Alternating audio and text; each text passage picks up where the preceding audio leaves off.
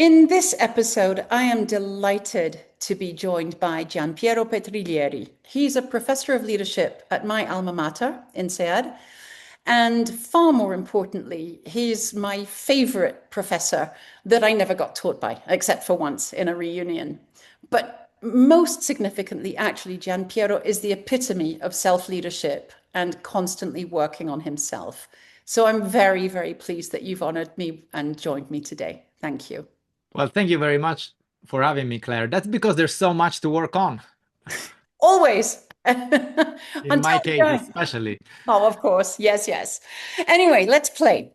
Let's start with the one about your childhood. What's something that no one would ever guess about how you grew up? And this is the kind of thing that we don't imagine we'll be seeing in your biographies or any sort of dinner party stories. Yeah. I mean, two things come to mind. Mm. One is more personal and one is more existential. I don't know how to call it. One is probably, if people saw what I do and saw me in class or on a stage, they probably not guess how awkward my childhood really was. Like how I was, I was fed a diet of excessive calories and anxiety. Mm. And until my teenage years, really, I was this kind of, nearly obese kid, in a social environment where football was really the name of the game, and I wasn't very talented. And just really crippled by social anxiety, really worried about going to sleepovers or yeah. And I remember once, do you remember those very first dance parties at like 14? Mm. And um and and a girl accepted to dance with me, and God, it was such a big deal, and thinking like, if an actual angel had landed in front of me, it it wouldn't make a difference. And at some point she must have sensed it, because she looked at me and said, uh, um, please don't say you like me, because that's gonna make me feel sick. Oh, And it was so hurtful, and at the same time it was like, that's exactly how I saw myself. It took me a oh, little while. Gianpiero. No, it really was. And it took Mm. me a little while, and things do get better. And I discovered the gym and the track. And I think, alongside with therapy later on, it really gave me a taste for these spaces where we can choose who to become, and sort of Mm. slowly reveal ourselves as we make ourselves. That's why I was very touched by the metaphor of your podcast. And the other thing that people, they know it, but it's hard to explain, is I was born in an island, and I Mm. grew up in an island. I'm Sicilian, and I grew up on the eastern coast between a volcano and the sea. Mm. And there's something inexplicable about growing up in an island that gives you both an incredible longing for adventure and a certain nostalgia about home. And and there's something about our culture that's quite fatalistic.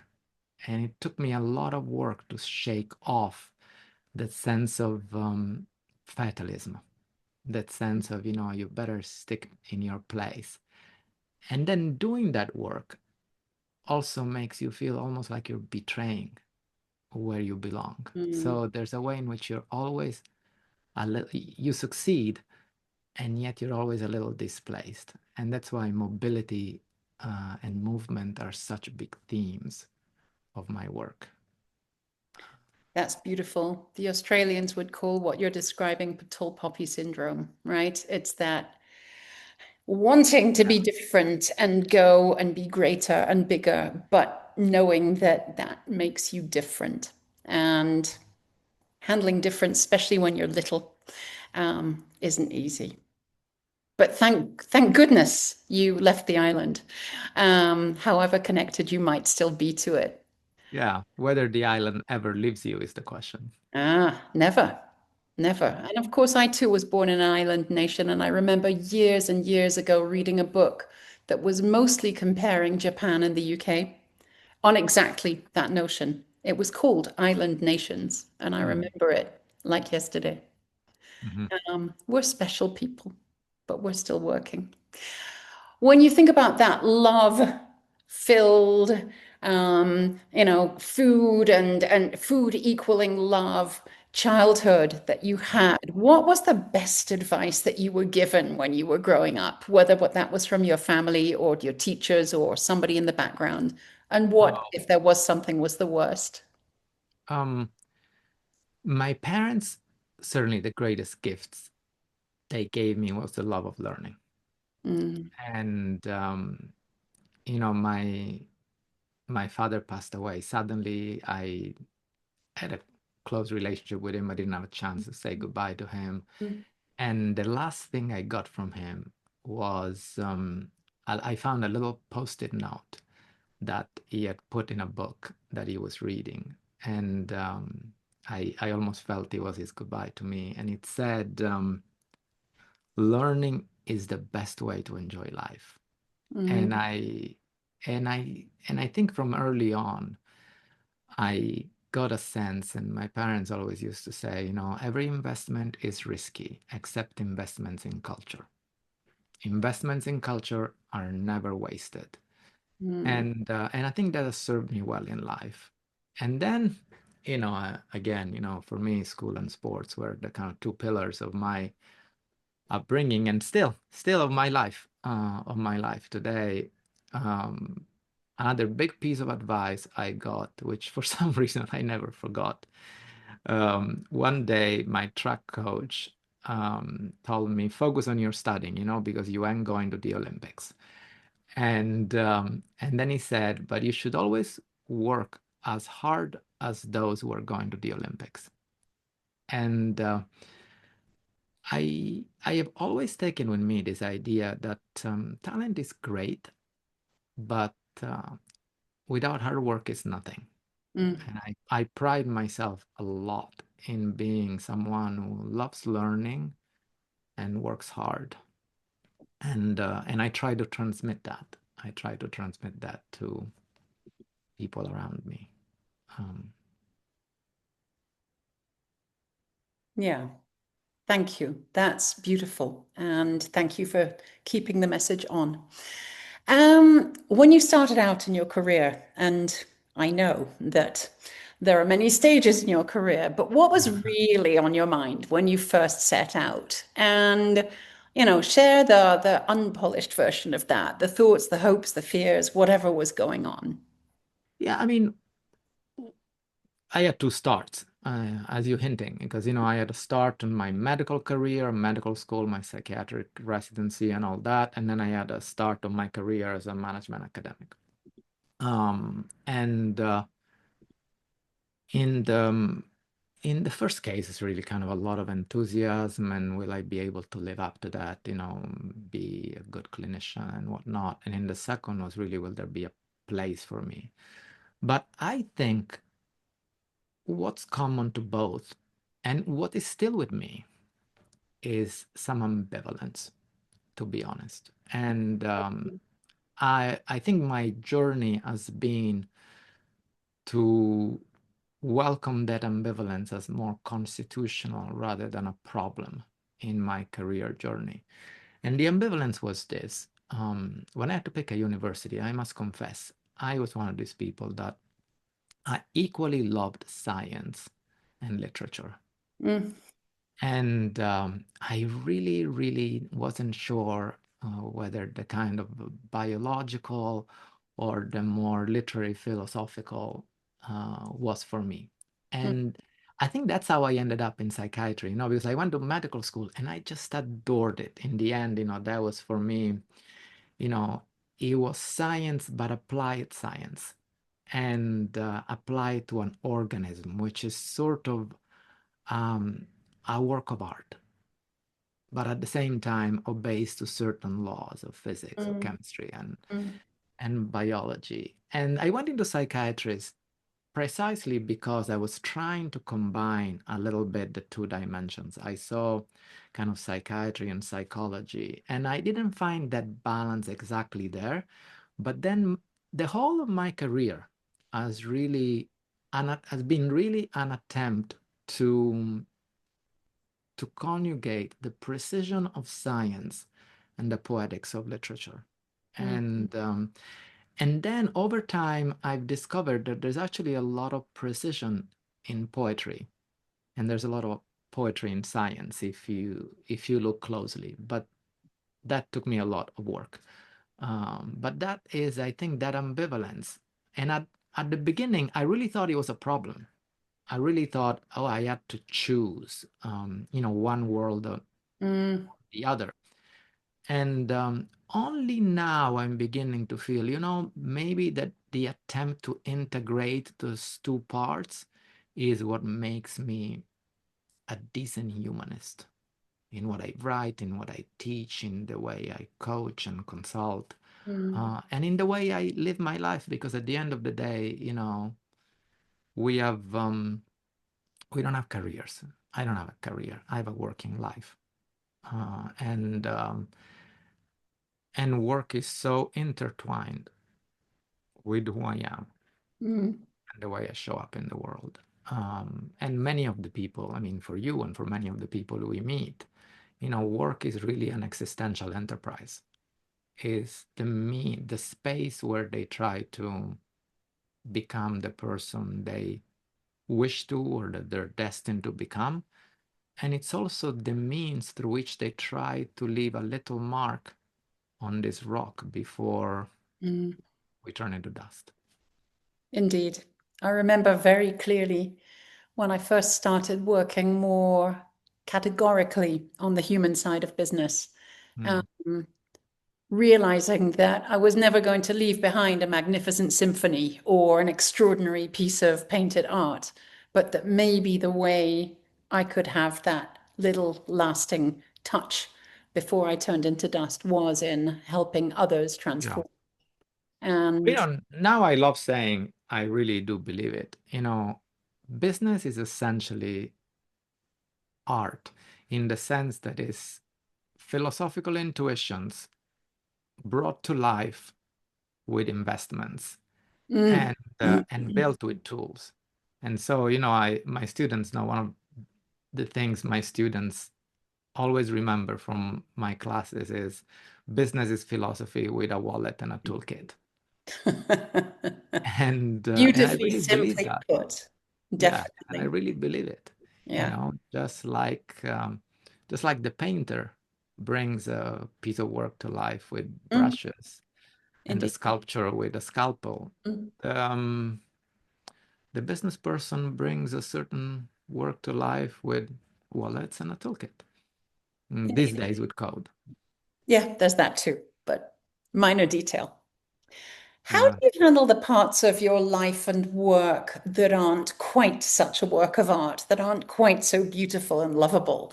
The boring, stressful, or thankless bits that we all have. I mean, none of it's perfect, right? So, how do you meet them? Um, I swear a lot. I swear a lot. This sucks. This is shit. Um, I don't pretend to like them, which is a bit problematic. I exercise regularly. I go running. I cook good food. But then I think the way I meet them is reminding myself I don't have a theory of the dream job. Mhm. Honestly, I feel I am exceedingly fortunate because I get to do the work of learning.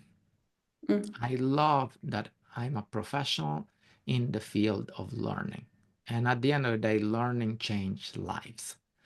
And what we do at our best with our ideas, with our classes, with our public engagement, we make spaces, right? Where mm, people can discover and develop their talents and where they can make the connections that help them, feel braver, they can feel freer. You know, Mm. one of the things I like the most, a couple of weeks ago, I was at the end of a course and I was working with a colleague who's a bit younger, more junior, and extremely talented. And we were standing just at the edge of the door at the end of a week-long, very intensive, very rich workshop. And I was telling her, you know, I love this moment. I love the moment at the end of a workshop where people who had been strangers and awkward are saying goodbye, and they've taken a piece of each other with them, and they're hugging sometimes, or they're shaking hands, and they're lingering of that handshake, and they making eye contact. And I was telling her, you know, we make this. We make this. We make connections between ideas. We make connections between people. And that's beautiful work. Now, I'm willing to put up with a lot of shit for the opportunity to have a front row seat in on the best parts of people's humanity, their desire to develop, their desire to connect. To do what I do is to have a front row seat, that magnificent show. And so there's a price, you know, and I have a theory that all jobs, all good jobs, have a 20%, which is the soulful part, which really makes you feel, you know, I'm glad I get to do this. Mm. And the 80% that you have to do in order to get that 20%. And so I tell myself sometimes, you know, for example, you know, I love writing and I do lots of research, but I don't like revising. And Mm. sometimes when I revise, I have to have ways to sit myself down and revising. And, you know, so for example, I'll put a picture of my children next to the computer and remind myself, you know, this feeds them and pays the school fees and Yeah. gives them a chance to take a nice trip. So it's not beyond me to remember that work is also an instrumental enterprise. Although I long for the humanistic moments in my work, I also remind myself that I'm proud to go to the coalface and chip away and take the paycheck at the end of the week to help the family go on. And so that I think that very practical way. And when I invite people to work and I manage a practice, I think you would call it in some places, a group of colleagues and coaches that work in a particular way. And when I bring people into that work, I always tell them, you will think we're doing something very elevated, learning, development, whatnot. But there's a part of what we do that's like Starbucks. You have to rock up, get ready, serve a good coffee. Some people be really nice. Some people just kind of ignore you. And you still have to want to make a good coffee and be able to hold up through the shift. Yeah. And if you can do that, you have a foundation. And I think every time we detach from the kind of menial reality of work, then we set ourselves up for both grandiosity and disappointment. And oh God, I have experience of both of those. I really do. Yeah. Well, you're obviously incredibly self-aware and encourage that in others, but I you, think you like should all be. other humans, have I blind think you should spots be. and I think you should. weaknesses. I don't know. I think you should be very careful when you think you're self-aware because that's the Oh, for moment you're sure. Well, I'm beginning of a coming to exactly to that. What's But a I blind but I'll spot let you say it. shows If you up? say it, it's fine. Yeah. It's there. You're self-aware, but you, like all other humans, have blind spots. And there will be some that you're not aware of. There will be many that recur and show up sometimes when you're least expecting them. What sort of things are in your blind spots? And maybe it's the ones that you don't much like talking about, but the Yeah. ones that you really struggle with.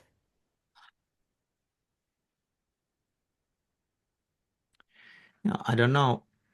I don't know. I can speak about my blind spots because if it was a real blind spot, For sure. I wouldn't see it. Mm. Um, but I do think we all have hard spots, which is things regretfully we know, but we still struggle with. And I think for me, to be honest, it would have to be narcissism. I think, and I mean, it's hard to do the kind of stuff my colleagues and I do Mhm. if you don't have some degree of narcissism.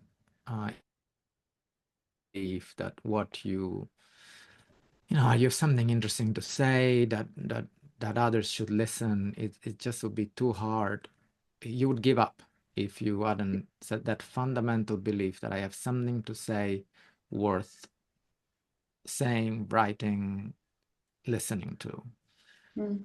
And of course, I tell myself, all the people around me here, I'm the least narcissistic, perhaps because I'll admit it in a podcast. But I'm not sure that logic is not flawed, I'm Mm. not sure that logic is not flawed. And I think, that there's something, just kind of trying to say, what does it look like? There's a sensitivity. There's a sensitivity that on a good day is very charming, is beautiful.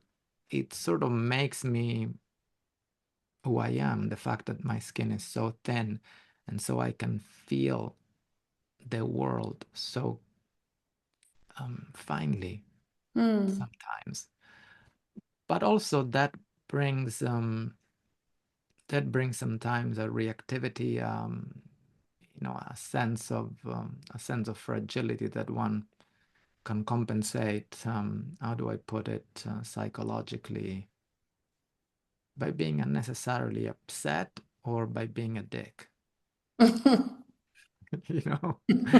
And yeah, yeah, Well, yeah. that would be Yeah, it's that would almost be what I would say. living your emotions and your sensitivity large Sometimes you can works make a until it goes too far.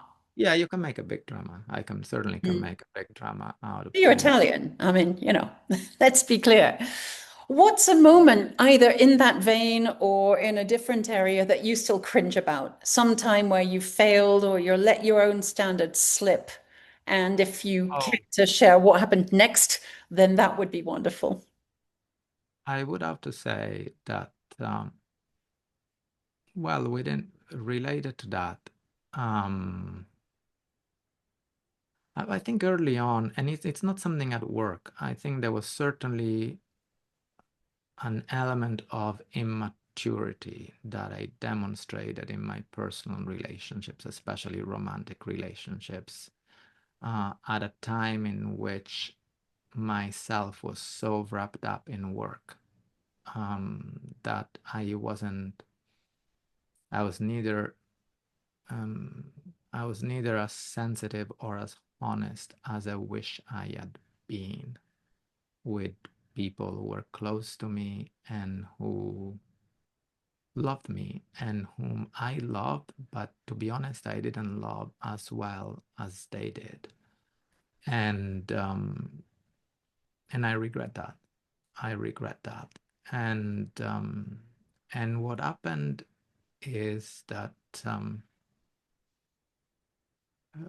I carry that regret. And what happened is I did a lot of work and a lot of therapy around how can I be um, not just a better charmer, but how can I be a better lover?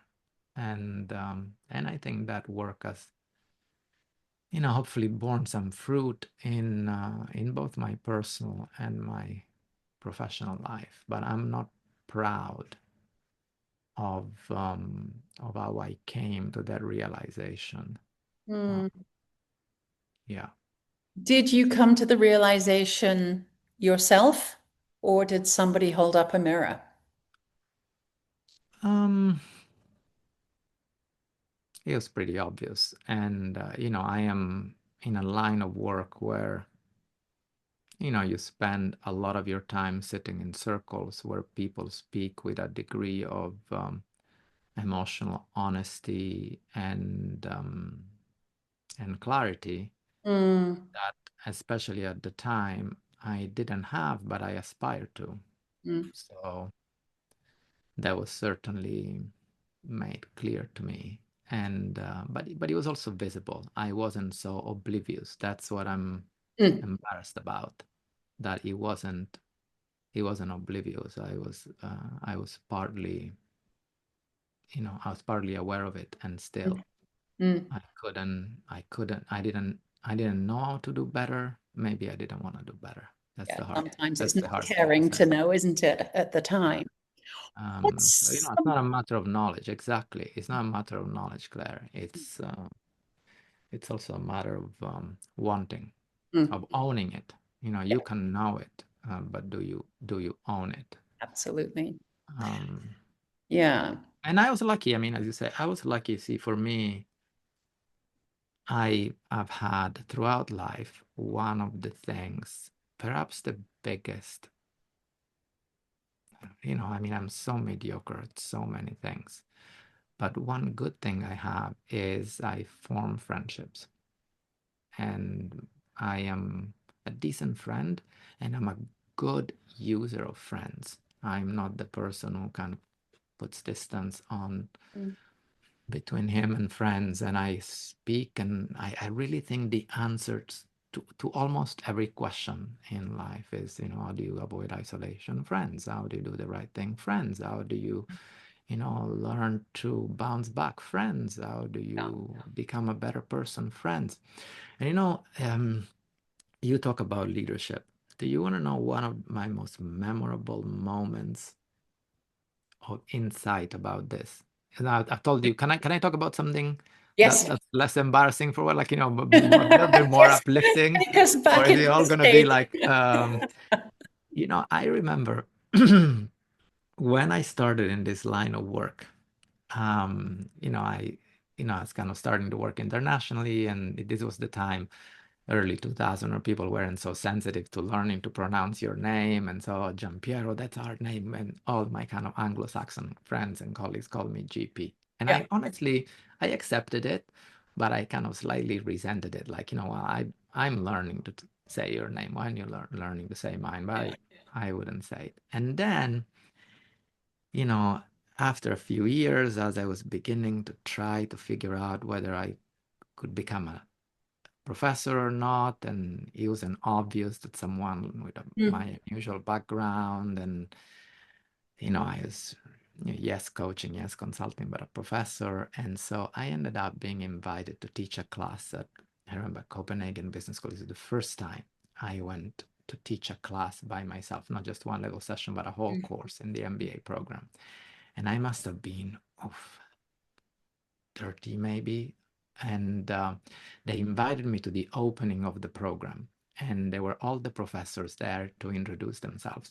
mm, And I must easily have been 15 years younger than everyone else. Some of mm, the students are probably older than me. It was the first time I felt the stakes were massive, and we've already talked about my, desire to charm and my sensitivity. I was absolutely, utterly terrified.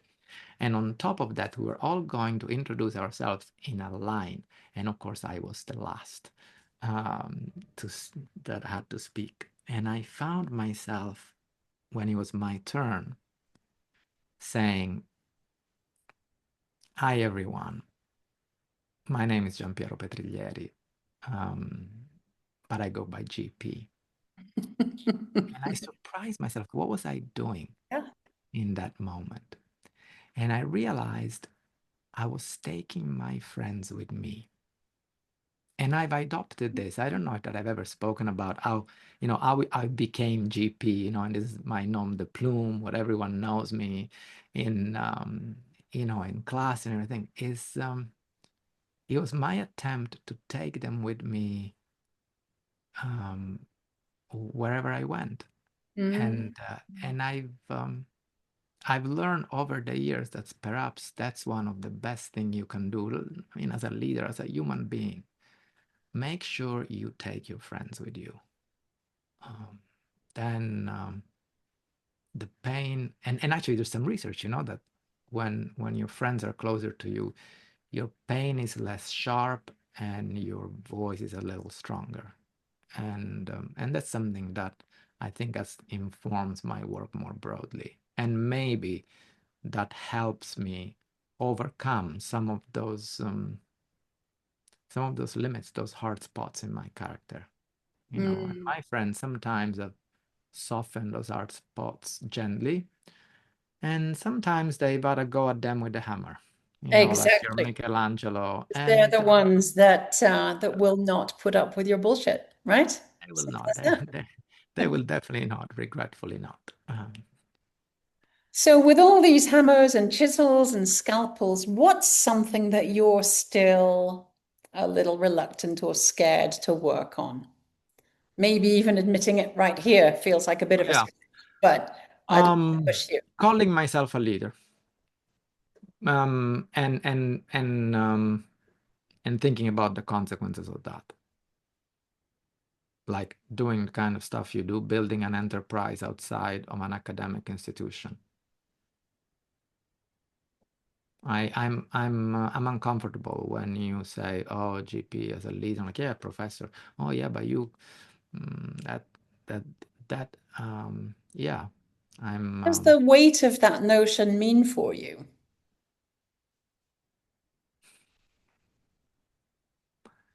I think potentially bearing even more responsibility than I already do, losing a certain freedom and a certain freshness that I think affords me a little license that I think you need when you're trying to speak and about the stuff I'm interested in.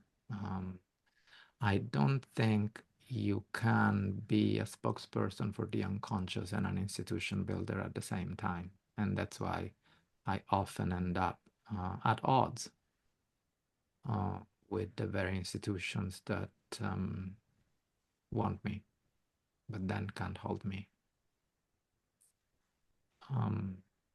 And you see, I think, you know, and I'm working on this.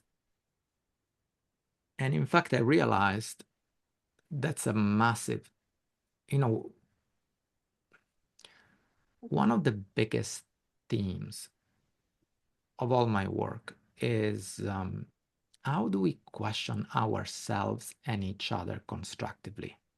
Mm, How do we question ourselves and each other in ways that make our minds sharper, our hearts bolder, our hands steadier, our bonds stronger? You see, and I tell my students and myself, it's easy to be insecure and it's easy to be an asshole. It's so easy that I can do both at the same time on any given day. And you know, it's not a joke, it's true. mm, And that's where my personal work meets my professional work. How do we continue to question ourselves and question each other, but in ways that make ourselves and each other stronger, not more insecure? mm, It's maybe it's my attempt to honor that insecure boy in there, but also to transcend him, mm. if you know what I mean.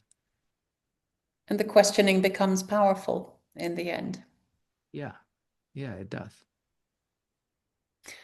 What's your favorite way in general to begin a meaningful, powerful conversation? What's the thing that actually gets people opening up?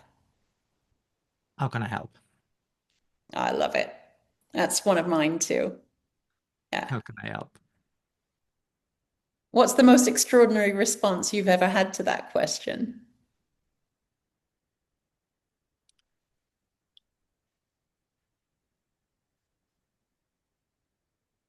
Hmm. I don't know the most extraordinary response, but I'm been the most touched by people that say, just be you. Beautiful.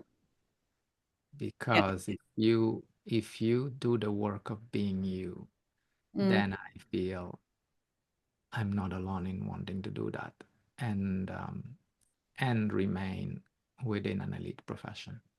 You know, I think we work in systems that are not and should not be designed to make people more present, more daring,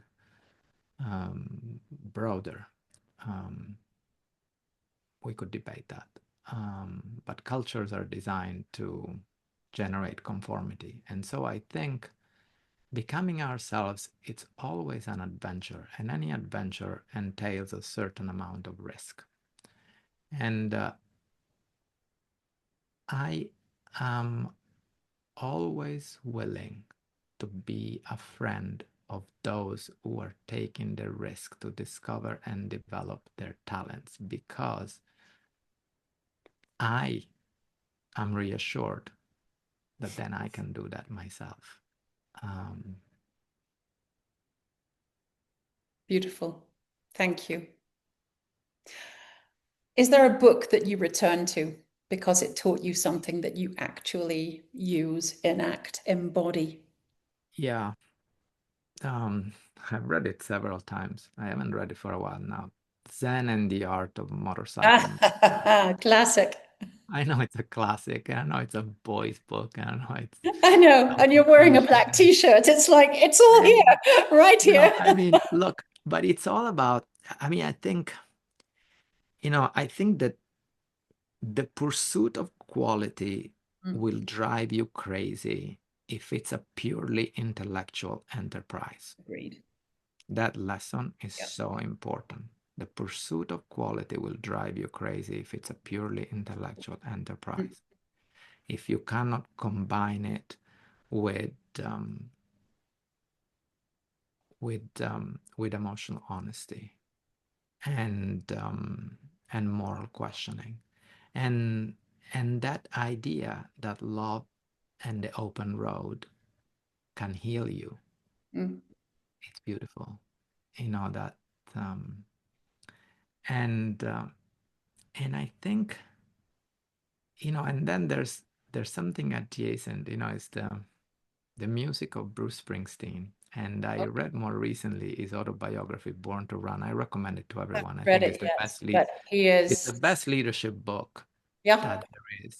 And the lesson I drew from it, which gives someone like me hope, which is it's okay to have a big ego if you have an even bigger heart. that's fantastic. Yeah. Thank you. Yeah. That will inspire a lot of us as we listen. Living or dead, who most inspires you? And what is it that that person models that you would like more of in Oh, yourself? yeah. I'm not one of the great leaders people. My students inspire me. I mean,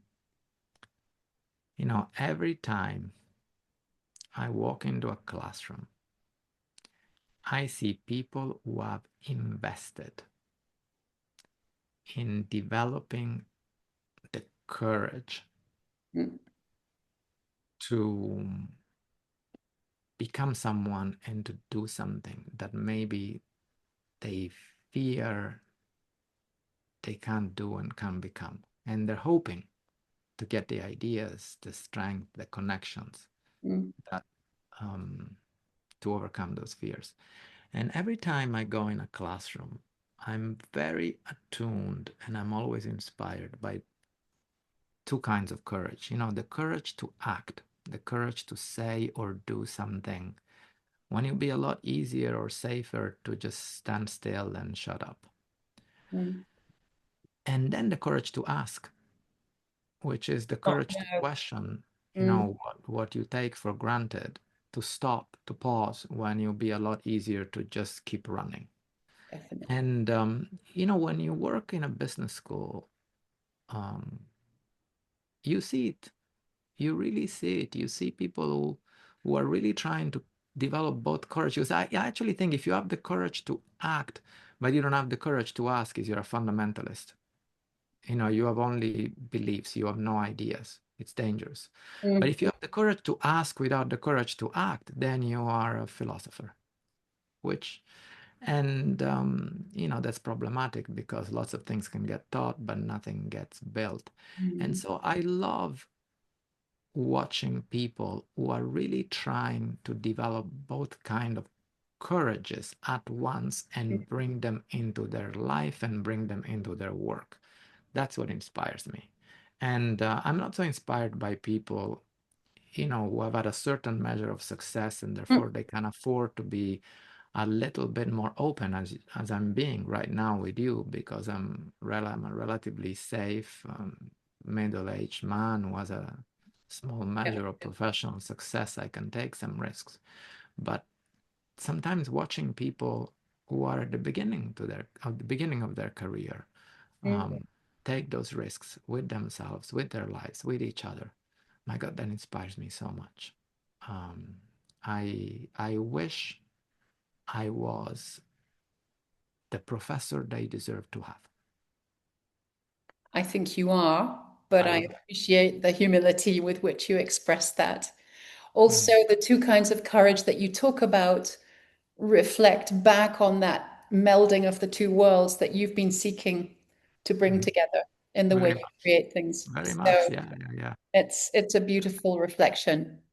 Let's get down to something much more basic, but very important. What is your real morning routine on a good day and on a Claire, average day? Claire, Yes. Claire, morning and routine are not words that belong to me. I am not Music a to my morning ears. Tell I me. am not Tell a morning person, and I love to have a routine. I mean, it depends. If I'm teaching in the morning, of course, I'll wake up, get ready. I mean, I'll eat, I'll get myself, I'll drive to class and I listen very loudly in the car to Taylor Swift, Paper Rings. I like shiny things, but I marry you with paper rings. Uh-huh. That's right. me. Um, that's really kind of, part of my routine to get myself ready to arrive in a morning classroom Yeah. as a very non-morning person. All right. Otherwise, I'll get up, I'll eat, I'll go for a run, and some point in those 7 or 8 kilometers of running, I will wake up and I will begin thinking, and then the part of the day in which I'm most functional and creative Mm, will arrive. beautiful.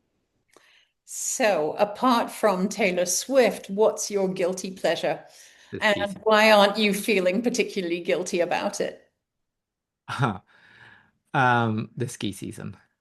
Oh, tell me more. I'm not guilty about it. I am. I love the Alps. I'm incredibly passionate about skiing. It's a big part of my life. Um, Several weeks a year, I shut down. Sometimes, well, no, I shut down. I light up alternatively. Yeah. Sometimes with my family and my kids, sometimes on my own. I go to the Alps, I ski, I train, I race with other um, not yet old boys and girls like me. Beautiful. And then, I also write in the evenings, and some of my best writing has actually been done on those weeks in which I'm in the mountains. I don't know why, I'm the Islander, I'm the Sicilian, but the Alps are the place where I, feel my heart expands, and I spend a significant amount of time.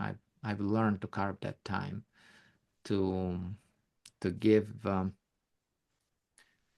to give space to that athletic self of mine, Mm, which which is an important part of my life.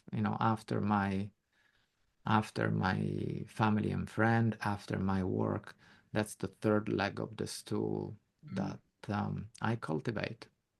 And and when I'm not in the mountains, I train so that when I get to the mountains, I mm. can be fit and functional. I absolutely abhor the thought that I should stay fit so that I can be a better worker. I hate the co-optation of, kind of a general good life into work. These articles, No, no. like You you should stay sleep fit to better. play. You should sleep better so you can be more productive. You should Mm. have better sex or eat better food. No, and so for me, a big part is I want to be fit so I can be a better ski racer. Mm. Now, I can't escape it. It so turns out that, I've discovered that when I dedicate enough time to that pursuit, also my work gets better. Of but course, that's not the point. That's not the it's point. not the point, Yeah. but that And I'm not so disconnection and guilty about it. no, I know I should feel guilty. I mean, I know there's a whole thing who like, says? but You're, that's, sta- yeah, you're that's not, staying fit and being fit to play in the way yeah, that suits you. and I compete congratulate you. and Yes. compete and compete. All right. What's Right. the one thing that you would rather not talk about here? And if there is something, is that maybe the most interesting thing of all? Yeah, my children, my Their children, secret garden? my children. No, not the secret garden, but I think, they're teenagers and they deserve a space where they can discover and define themselves, um, without too much interference. And, Mm, like everyone, I like use little stories about them in my yeah. writing or in class. Yeah. And at this point, I'm feeling, nah, they need to be left. Uh, okay, no, they don't need to be left in peace, because that would not be right. They need to be left in torment, because I think, that the moments of They need growth to be going through their own struggles in their own the ways. moments of growth, are moments in which torment. And I have this theory that in my kids are incredibly talented. And I Mm. have this theory that the talented must be tormented. Oh, The yeah. one thing I'll say is, Oh, yeah. the greatest joy in my life is seeing the depth of the bond between the two of them. Mm, And if I had witnessed nothing else, it would have been worth living just to see that kind of love is possible, mm. and that I I am totally must with have you. I have, had some part of it. And that's all I want to say. that's beautiful. Thank you. And it resonates strongly with me. I have four children who are now 22 to 27, and they are like that wherever they're living in the world. And it's Mm. beautiful. It's beautiful. So keep it up. One last question. What's the part of you that's still unfinished, and what makes you proud of that? Oh God, so much is still unfinished. I hope so much is still unfinished. I worry if it's not. I mean, look,